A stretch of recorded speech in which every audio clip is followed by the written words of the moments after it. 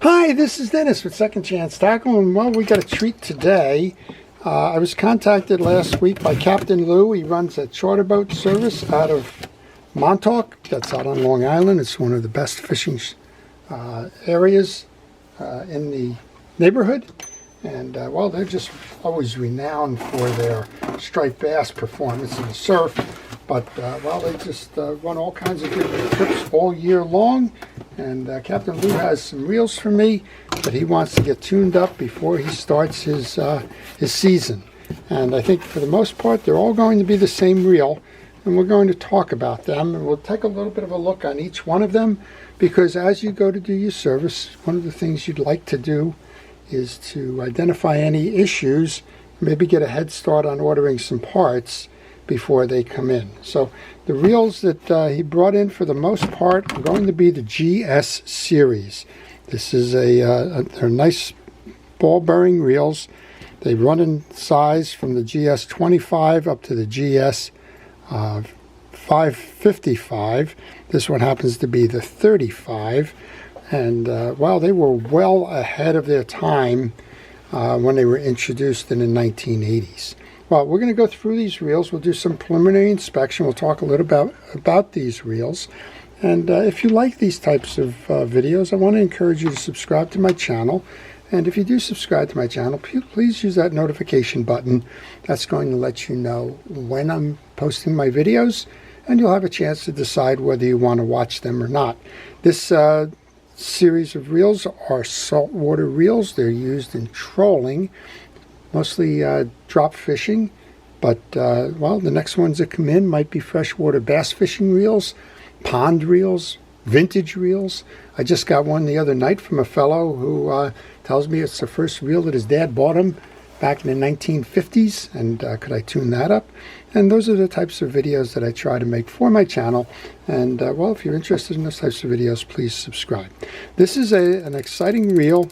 I think they're one of the best series of reels that Penn ever made. This is the 1980s when these were released, and you have a couple of things going. This is the 535.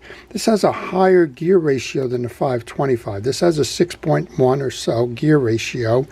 It has 4 ball bearings, and it's among the first reels to use the instant anti-reverse. I'm not sure if it's on this particular reel, but they did switch over to that instant anti-reverse. Captain Lou tells me that there's a lot of these reels that have some issues with them. You can see here when I spin the spool, well, the handle's spinning. That shouldn't be, and this should lock in on that way, but you shouldn't have that. So that usually means dried grease is clogging the channel, and that's just a good cleanup that's going to go ahead and fix that.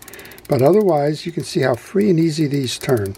These have a graphite case on them. Again, this one is going to be the 6.1 to 1. It's a high-speed retrieve, perfect for running fast lures, particularly as we discussed for fish like the striped bass. He sent me a second. We probably got 20 in here. So this is the 545. The 545 shares that gearing. It's a 6.1 gear ratio, I think. Yeah, 6.1 gear ratio. Again, it's got those ball bearings. These have anodized aluminum spools on it. Again, that was kind of ahead of its time. In the past, the other ones would have been the plated ones, and in the 80s and 90s, they switched over to the anodized aluminum spools. They're not plastic. A lot of times people will see these spools dark color, and they'll assume it's plastic. They are not. They're metal. And again, you have ball bearings on each side, and this one is, well, I think this is what we're going to find on a lot of these reels. Again, your handle's kind of spinning there. So a lot of these are going to just be basic service. We're just going to continue. We'll see if we find any that have those particular issues to it. Looking for the 555. This is another 545. Yeah. One of the things that I notice a lot on these trolling reels is folks tend to use that bait alarm. And over time, those bait alarms wear down. The bait alarm is nothing more than what they call them click tongues. They kind of look like the tip of this scissor here. And over time, that end of the click tongue hitting on the spokes on the back of the spool, well, this wears down. And it wears down the blunts. And in a lot of reels, you can't do with the... you can't repair them because they're pressed on to the click pivot. In some cases, they do use a different technology with a C-clip, and that can be fixed. Okay, here's the first one that he was telling me about. We do not have a free spool. Now, the free spool is controlled by a spring underneath here, and well, when that spring breaks, it can't push down the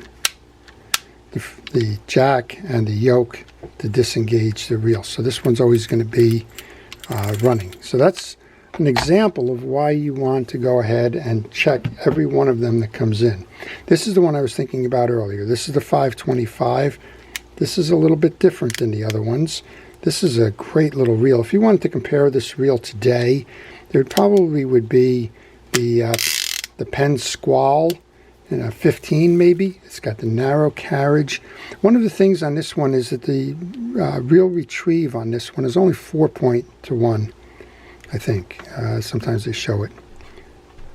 Okay, this one happens to be a 6.1, but a lot of these, or some of these, have that 4.0 to 1. This one has the bulge, I guess, so this would be the faster retrieve. Noticing that on these, all of these seem to have that bait alarm on. Curious about this one, it does not have the chrome ring that's associated with the reels. And I don't know if those chrome rings just broke off or if these are black. Looks like these are blackened out rings. Can't say I've seen that set up before. Here's another 525. And what I'm looking for right now is the same thing that we just were looking at before. Here's another one where your lever does not work. So I'm going to set those aside. I'm waiting to identify something other than the lever issues and the grease issues. Again, when you spin, that handle shouldn't be spinning, so that's generally dry grease. Otherwise, that lever seems to be working. Captain Lou did tell me he thought that there would be a group of these that didn't have good drag washers in them as well. Now, that's the way it should spin. This one's spinning nice and free and easy. And we got another box, and I hope I'm not boring you with this, but these are among my favorites in the fishing reels. And in this case, you can see they've put a replacement handle on this one. This has got the torpedo handle on it, as opposed to the earlier editions, which had the flat square rubber knob. Okay. All right. Well, if you bear with me for a moment, while I change the boxes out, I want to encourage you to ask me questions, if you have any, regarding this series of reels, or perhaps something completely different. Maybe you're working on a fishing reel and you're stuck. Maybe you're wondering about how particular reels are used, what the equivalents of those would be, and the like. Well, if you leave those questions in the comment section, I will try to answer them for you. One of the things we mentioned with these is that the reels often were well ahead of their time. This is one of the first reels that swapped out the use of the eared washers, the metal washers that have the eared and keyed washers, and replaced them with the drag washers that had the tabs on them. So they're HT100 washers with tabs. They almost look like they're squared, and the tabs fit into the insert of the main gears. This is one of the first reels that has done that. All right, here's the first one that's behaving badly. All right, so there's something going on in there that's going to require some parts. Sometimes that's trapped line. Sometimes it's a frozen bearing. This is another one that just shouldn't be. Well, this one's tightened down as much as it could be. So a lot of things happen on charter boats. Some of them are that the mates may tighten this down so that you don't get the backlash, or the customer doesn't get the backlash on the reels. Sometimes line gets trapped inside the reel due to inexperience. Remember, these reels do not have line guides on them, so you're using your educated thumb to guide the line back and forth. And well, when you're in the fight, and if this is too loose and you've got a space here and you're piling up line on the side, very easy for line to get trapped in a reel like this. So we're not quite sure what's going on there. This one just seems to be a straightforward service. So I haven't found too many instances where the free spool release has failed, and that's a good thing. And I think that's one of the reasons why this series is among my favorite series that Penn has made. The ball bearings, the leading edge technology of the time, the high-speed retrieves, the general quality of the reels. These reels, again, they were discontinued in 2003. Well, we're in 2024. That's 21 years ago that these reels were last made. They were discontinued right before Penn moved the majority of this type of production over to China. And, well, 20 years later, these things are still fishing and pretty much hard to beat. You'll notice on all of these we're turning, we've got a 4-ball bearing reel. We've yet to come across a reel with a screaming or a frozen bearing in there. Quite the thing for sure. Okay, we'll just wrap this up in just a moment here, and we'll kind of report back. So we have 3 reels so far that have a faulty free spool release. We'll test next after the video is over. I'm going to test next to see drags, because you told me that there was a few that had drag issues. I'll test those off camera. Here's one that's just missing the button. That's cosmetic. But another thing that happens on charter boats is the vibrations of those engines shake reels, right? You're going out to sea, you're hitting waves, the pole is bouncing, the vibration on the floor, you can feel it if you've ever been on those boats. They tend to shake screws free. And when those screws come free, well, all things can happen. Chances are the screw for this cap vibrated free and fell off. Well, there you go. Okay, one more here. So we only have 3 of these that have the issue with the free spool release lever. We can order the parts for those. As I mentioned, we're going to come back afterwards and we're going to test all of these to make sure that the drags are solid and firm. And we're going to get started on these so that Captain Lou has a boat ready to go, filled with freshly serviced reels that will enable his customers to fish on and not worry about the performance of the reel. Well, I hope you've enjoyed that little insight into the Penn Graphite series, the GS, the 25s, 35s, and 45s.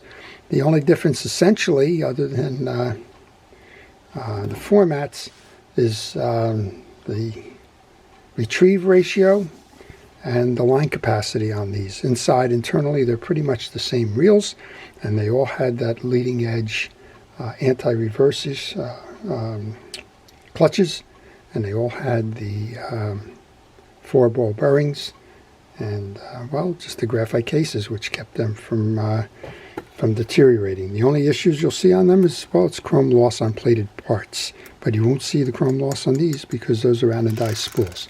Okay, I hope you've enjoyed the preview and some of the information behind that reel.